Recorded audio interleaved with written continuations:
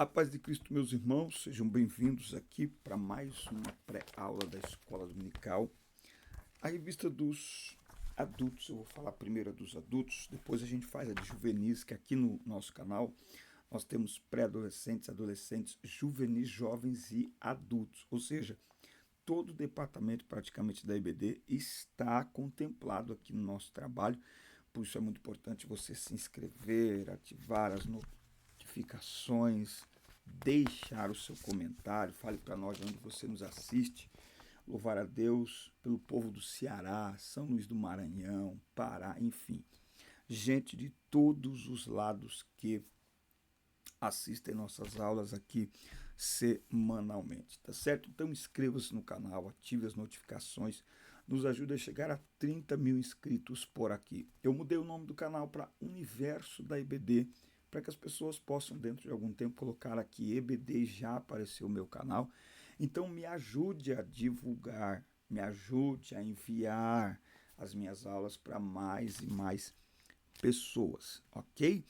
Muito bem, pegue Bíblia, revista, papel, caneta, bloco de notas, vamos juntos preparar mais uma aula da Escola Dominical. Lição 2, na classe dos adultos, estamos falando sobre as promessas de Deus. Confie e viva as bênçãos do Senhor, porque fiel é o que prometeu. O texto áureo da nossa lição está em Gênesis 12, verso 3. E abençoarei os que te abençoarem, e amaldiçoarei os que te amaldiçoarem. E em ti serão benditas todas as famílias da terra. Ainda que a queda espiritual tenha ocorrido com Israel, há uma gloriosa promessa ao remanescente fiel. Nós vamos ver aqui por que mesmo Israel, tendo falhado como nação, Israel continua sendo preservada por Deus até os dias de hoje. Nós estamos falando sobre as promessas de Deus e nós aprendemos na primeira lição que Deus é fiel naquilo que ele promete. Ele é fiel para prometer e fiel para cumprir aquilo que promete. Não é? A Bíblia diz que se formos infiéis, ele permanece fiel. Isso revela muito deste cenário de Israel, porque muitos israelitas foram infiéis, mas a promessa de Deus para a nação de Israel se mantém de pé, mesmo eles sendo infiéis, certo? Bom, introdução. As promessas divinas para Israel foram proferidas há mais de 4.000 anos, né, antes lá do advento do Senhor Jesus. Tudo começa em Abraão. Tá? Lembra? Abraão não tinha filhos e Deus chama e faz uma promessa. E um outro detalhe, e olha como é interessante, irmãos, olha como é interessante o estudo contínuo da palavra de Deus. Domingo eu dei a primeira aula e eu disse assim, sabe o que é mais extraordinário em Abraão? É que Abraão não era crente quando Deus chama Abraão e faz a ele uma promessa. Deus não está falando com o crente Abraão no sentido de ser um cristão temente a Deus, que conhecia Deus, que já tinha ouvido a voz de Deus, não. A primeira vez que Deus fala com Abraão já é fazendo-lhe uma grande promessa, mas propondo-lhe um grande desafio, que era sair exatamente de Ur dos Caldeus, que era um lugar completamente idólatra e pagão. Abraão não era servo de Deus, né? E é interessante que quando eu disse isso, algumas pessoas falaram assim, sério? É mesmo, Abraão não era? Não. A impressão que nós temos no primeiro momento é que era, né? Se Deus está falando com Abraão, ele está falando com o servo dele. Não. Ok? Então, Abraão passa a se relacionar com Deus por causa de uma promessa. E uma outra coisa que eu falei é sobre a caixinha de promessas. E eu disse que Deus não tem ego, gente. Ah, só está atrás de mim por causa das promessas. As promessas de Deus, nós aprendemos na primeira aula que elas servem para fortalecer o nosso relacionamento com o Senhor. E mesmo que nós estejamos em busca de algo material, mas aquilo que é material aponta para o espiritual. Deus usa circunstâncias materiais para que o nosso relacionamento com Ele seja fortalecido. Então, a nossa vida espiritual também é fortalecida quando buscamos algo material da parte de Deus. Porque mesmo que você esteja clamando por algo material, mas o fato de você orar, buscar a Deus, fazer um propósito, fazer um voto, você está envolvendo Deus naquilo que é material e, portanto, isso resulta em relacionamento com Deus, em vida espiritual fortalecida, certo? Muito bem. Vamos ver aqui então, no primeiro tópico, as promessas de Deus para Israel.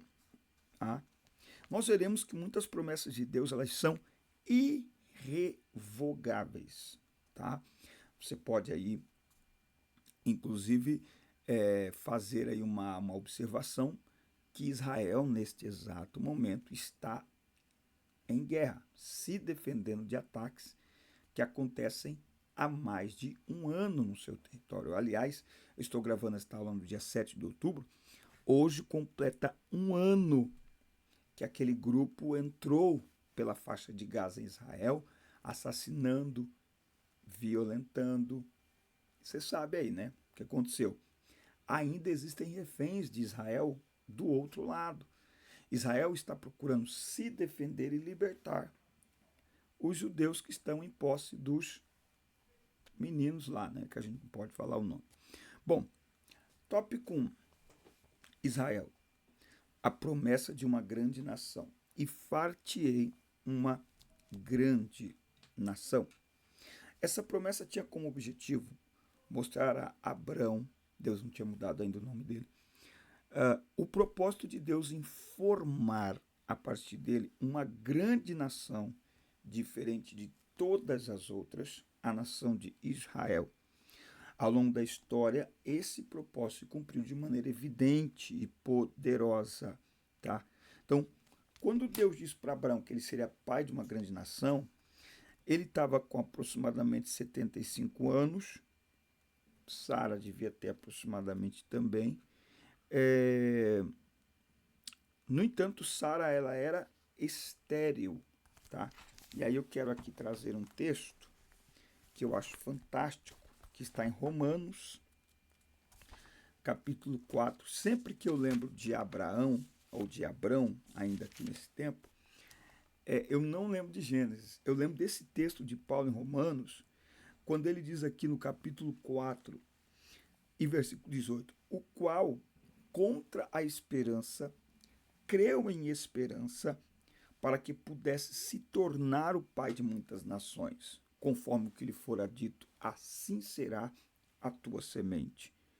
E não enfraquecendo na fé, ele não considerou o seu próprio corpo praticamente morto, porque ele já tinha quase 100 anos. A primeira promessa ele tem 75, mas o tempo vai passar.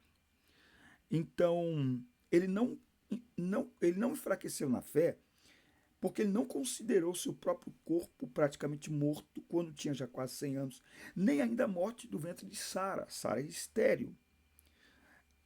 E não vacilou da promessa de Deus por incredulidade, mas foi fortalecido na fé, dando glória a Deus, estando plenamente convencido de que o que ele tinha prometido também era capaz de cumprir. Então veja, Abraão creu no Senhor. Ele creu no Senhor de tal maneira, o versículo 17 diz assim, ó, ele creu no Deus que vivifica os mortos e chama as coisas que não são como se elas já fossem. Então, para Abraão e para Sara, um filho, uma descendência, não era uma realidade, mas para Deus já era, e Abraão, ele entendeu isso, não é? Então Deus aparece para ele no capítulo 12, depois vai aparecer para ele lá no capítulo 15, fazendo uma promessa, eu vou fazer de você uma grande nação. Deus desejou promover o nome de Abraão numa dimensão jamais imaginada pelo patriarca. Só que essa promessa não era meramente materialista ou material. Ela carregava um testemunho espiritual. Tu serás uma bênção. Não é? Então, não restariam dúvidas de que a bênção de Deus estava sobre Abraão.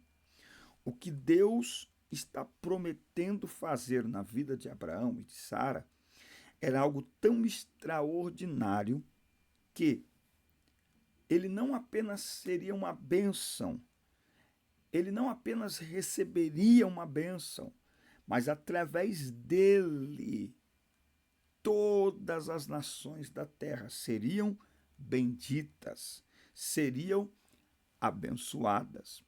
Aqui você pode colocar, por exemplo, ainda hoje, no campo militar, no campo científico, você pode colocar grandes feitos de Israel para o mundo em que nós vivemos. O grande impacto, grande tecnologia, grandes avanços na ciência que nós devemos à nação de Israel. Tá? O maior sistema de dessalinização de água do mundo, o mais eficiente, é Israel que tem. Israel está no meio do deserto. Israel depende, né? Então, tem muitas coisas que Israel produz, que Israel fabrica, que é uma bênção para o mundo. Não é? Abençoarei os que te abençoarem e amaldiçoarei os que te amaldiçoarem. Essa foi uma promessa dupla de bênção e de maldição. Na verdade, Abraão seria uma grande influência para os que se relacionavam com ele, de modo que Deus abençoaria quem o auxiliasse e castigaria quem o prejudicasse, quem o amaldiçoasse. O que é isso? Isso é reciprocidade, ué. A gente precisa, vou até escrever aqui, ó, reciprocidade. Deus é um Deus mau? Não. Quando ele diz, abençoarei quem te abençoar, amaldiçoarei quem te amaldiçoar, Deus está dizendo, olha, as pessoas vão colher em relação a você o resultado daquilo que elas semearem em você. Então, quem semear bênção sobre Israel vai colher bênção. Quem semear maldição vai colher maldição. É justo? Chama-se reciprocidade. Né? Em ti serão benditas todas as famílias da terra.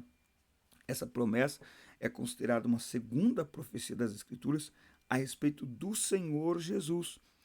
Podemos ter essa confirmação por meio da carta de Paulo aos Gálatas, em que uma bênção espiritual viria por meio de um descendente de Abraão, o pai dos israelitas. Aqui está falando do próprio Cristo, né? Aqui está falando de uma descendência espiritual, certo? Aqui está falando de uma descendência espiritual que, através de Abraão, você vê em toda a árvore genealógica, chega em Jesus e, através dele, todas as nações são benditas, todas as famílias são benditas. Isso fala do alcance da promessa. Muito provavelmente, Abraão não tinha dimensão, né, do alcance da promessa que ele tinha recebido. Então, essa promessa, ela alcançaria mais do que a casa, mais do que o quintal de Abraão e mais do que o tempo de Abraão. Então, veja, mais do que a casa, mais do que a cidade e mais do que o tempo de Abraão. Nós estamos aqui 4.000 anos, cerca de 4.000 anos depois, abençoados por Abraão, não é?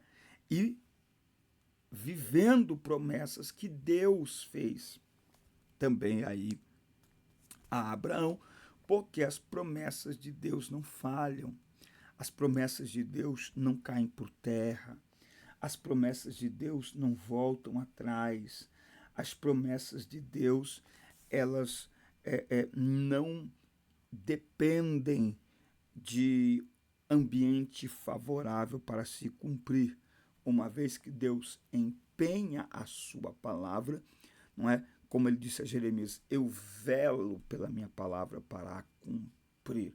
Eu costumo dizer que velar é permanecer acordado até que a palavra se cumpra. E por que é que Deus não cumpre a palavra imediatamente? Por que é que, uma pergunta, por que é que quando Deus faz a promessa a Abraão, por que que imediatamente ele não cumpre?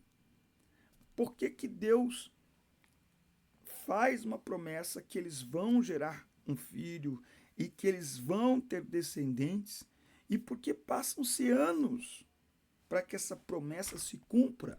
Eu tenho algumas respostas. Primeiro, porque Deus é Deus. E eu costumo dizer, Deus é Deus e não deve satisfações a ninguém. Ponto. Ele é Deus.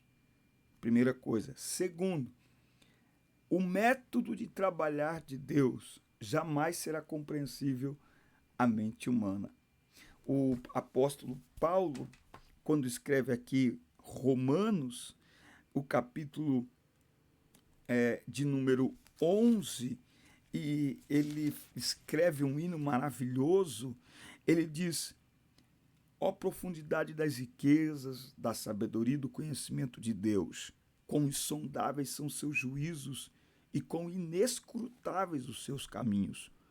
Pois quem conheceu a mente do Senhor, ou quem foi o seu conselheiro? Quem lhe deu primeiro para que lhe seja recompensado? Porque dele, por ele e para ele são todas as coisas, glória, pois, a ele eternamente. Amém. Não tem como a mente humana compreender aquilo que Deus está fazendo, a forma como Deus trabalha. E por último, eu digo também que o tempo entre a promessa que Deus faz e o cumprimento da promessa não é Deus preparando a promessa para nós. Ah, Deus está preparando a sua promessa. Não, Deus não precisa disso, né? Agora, nós precisamos estar preparados para a promessa. Para Deus nos abençoar, cumprir suas promessas em nós, hoje ou daqui 15 anos, para Ele não muda nada. Para a gente muda tudo. Por isso que entre promessa e cumprimento tem um outro elemento, processo. Porque o processo nos prepara para a promessa. O processo liga a promessa ao cumprimento da promessa. Sem processo, promessa que era para ser bênção vira maldição. Sem processo, cumprimento de promessa que era para beneficiar acaba atrapalhando. Sem processo, nós não estamos preparados para o cumprimento da promessa e desvalorizamos aquilo que deveríamos valorizar.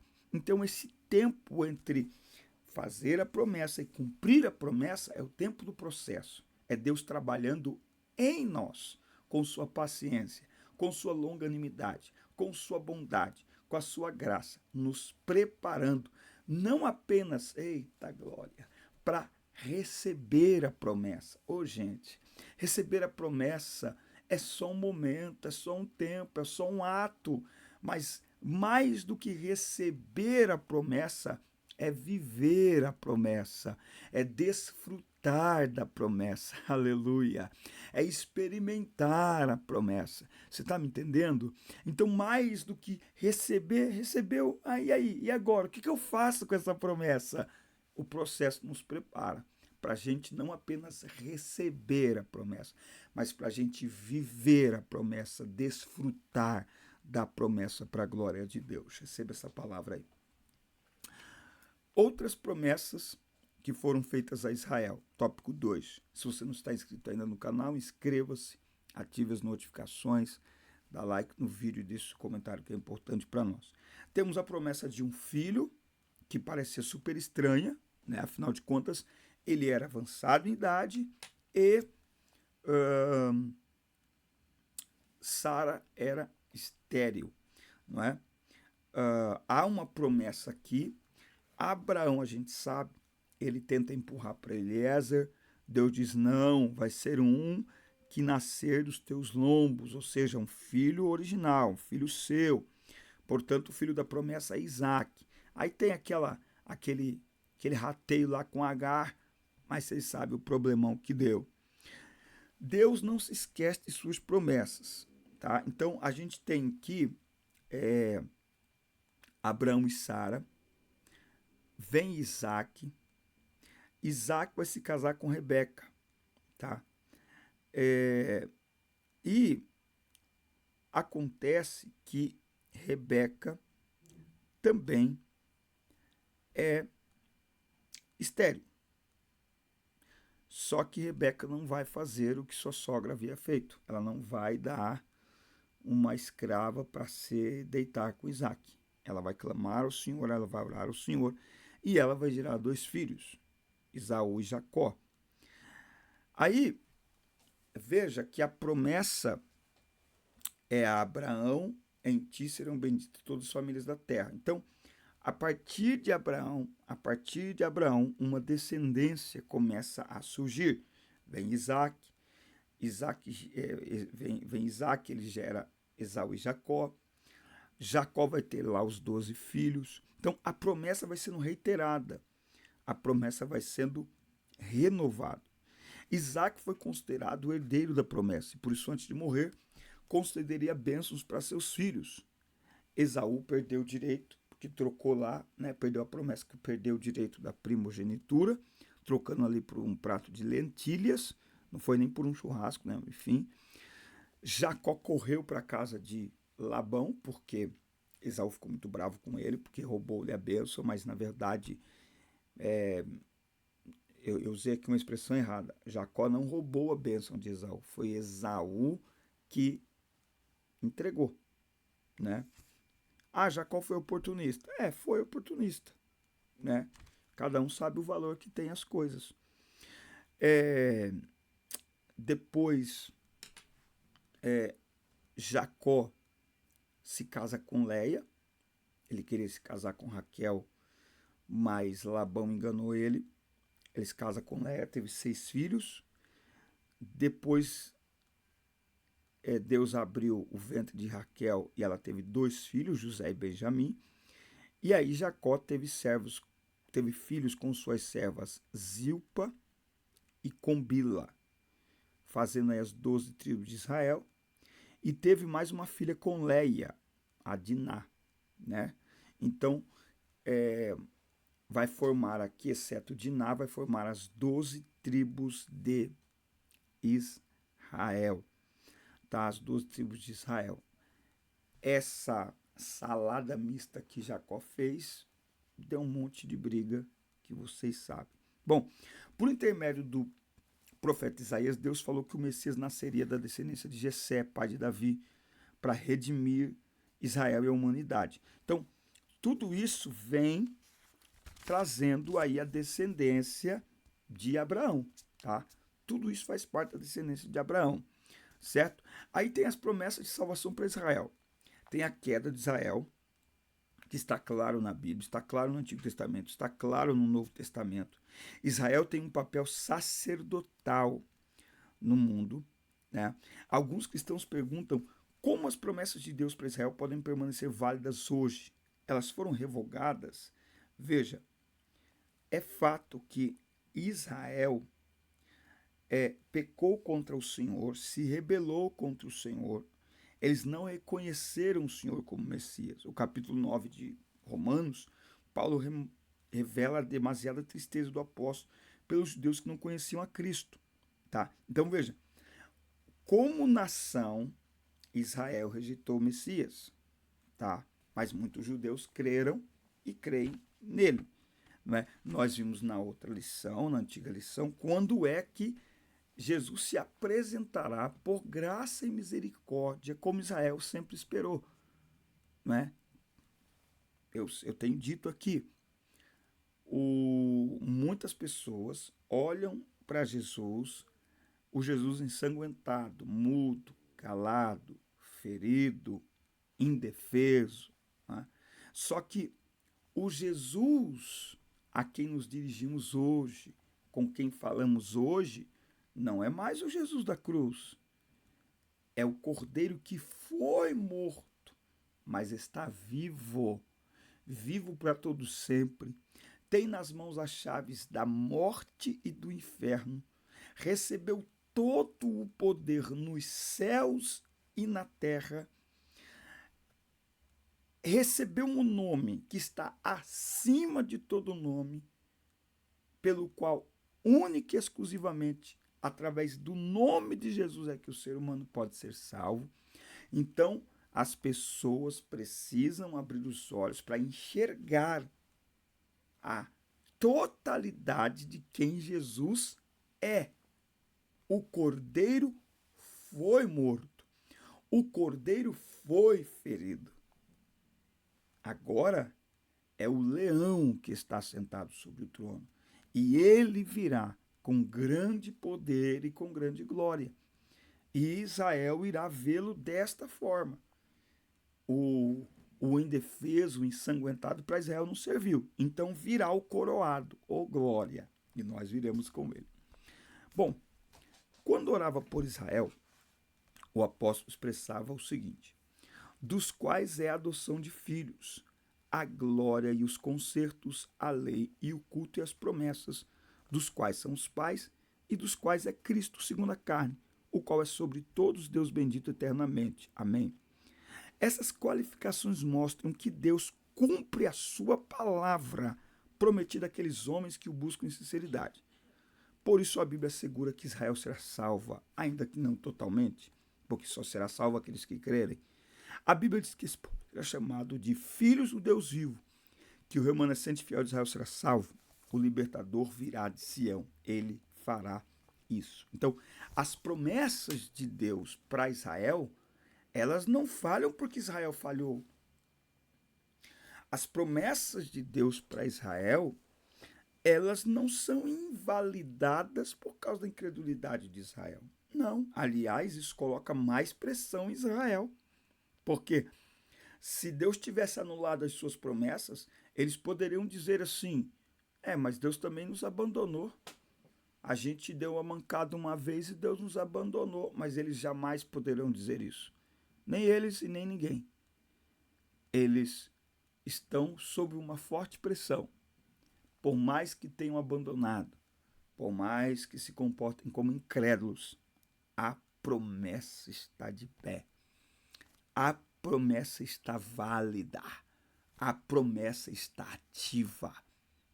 O que Deus prometeu, não importa o tempo que passe, não importa as nossas atitudes, a promessa permanece de pé. Então, quem perde a promessa não é porque Deus retirou a promessa. De novo, se ele retirasse a promessa, ficava mais fácil justificar. Eu não vivi a promessa porque Deus retirou a promessa. Eu não vivi a promessa porque eu não tive uma segunda chance.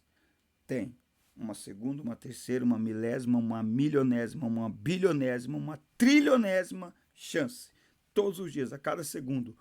A promessa está aqui, você quer? A promessa está aqui, você quer? Não, eu não quero. E vai embora. Quando volta, a promessa está aqui. Você quer? Fique à vontade. Pode pegar. Não, eu não acredito. Tá bom, mas a promessa está aqui, ok? A promessa está aqui. Então que a gente tenha isso em mente. Deus não retira a sua promessa. Deus, ele não invalida a sua promessa. E homem algum pode invalidar as promessas de Deus. Para mim isso é maravilhoso, isso é fantástico, isso é extraordinário. Amém? Forte abraço. Assista, curta, compartilhe, inscrevam-se no canal. Na próxima aula falaremos sobre as promessas de Deus para a igreja. Amém? Forte abraço. Deus abençoe. Até o nosso próximo encontro. Deus abençoe.